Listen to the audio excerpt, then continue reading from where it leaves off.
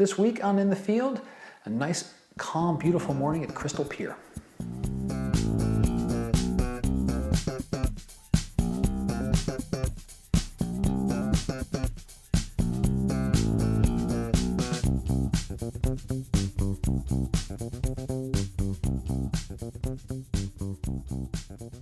Hi everybody, welcome back. My name is Scott Davenport and thanks for joining me on In the Field this week. So I've been in a pier shooting mood the last couple of weeks. I had a not so good shoot out in Imperial Beach. Just didn't come away with anything that was really good. I didn't even end up taking any video footage. It was that poor of a shoot. But regrouped this week and went to Crystal Pier in Pacific Beach. And it was really nice. Very calm, nice morning. And well, let's just get over to the maps. I'll show you where it is and I'll show you some footage from the shoot. So here's San Diego downtown, and Pacific Beach is just to its north.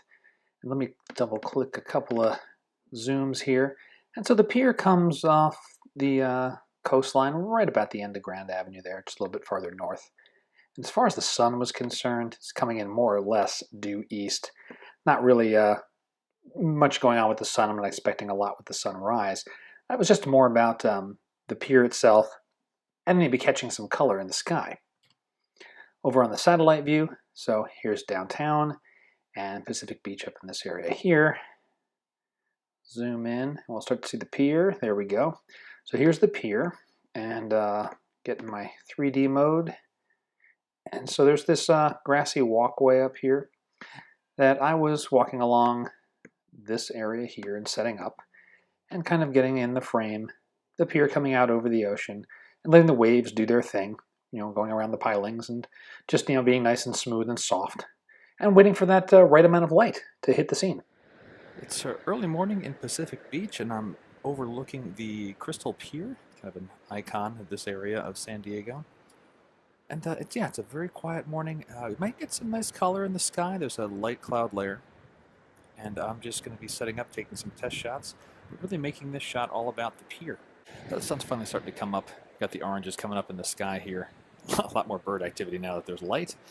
But I've set the camera up here at f/16 to keep the aperture low to still blur out some of that water, really make the focus of this shot the pier. And just a few more minutes, we'll have these oranges fully over the pier, and it should make up for a good shot. So when I was on scene, I did walk down along the beach and circled back up to that grassy area that you saw on the maps. I wanted to get some elevation so that the pier was beneath the horizon line. I wanted only the ocean behind the pier, so nothing was going to interfere or cut into the pier line and become a distraction. Also, when I was finishing up the shoot, the surfers started to come out, and as they walked through the frame, initially my mind was going, oh guys, come on, move through the frame. I want to get a few more shots before the light goes. And I took a few with them in the foreground. And when I looked at them on the back of the camera, it's like, wait, this is looking really good. I like this. Now my mind shifted the opposite. Guys, stand still. Don't move so much. Because I was still at a quarter second, half second. And, they moved around a lot. There was quite a bit of blur.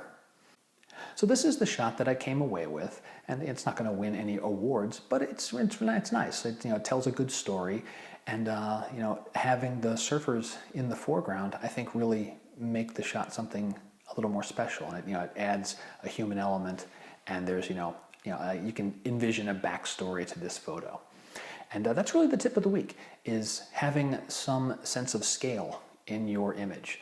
In this case, it's a person, and it could be anything, a tree or a signpost, anything that we would normally equate to a certain size, a gigantic mountain versus a small person, that it tells your viewer there is this relationship between how long and deep this pier is and this ocean is compared to the size of a typical person.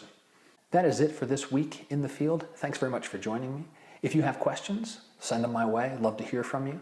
You can contact me through my website, social media, comments on the video below. All of those things will get to me. And again, I'd love to hear from you. So that's all. If you've enjoyed this half as much as I have, then I've enjoyed it twice as much as you.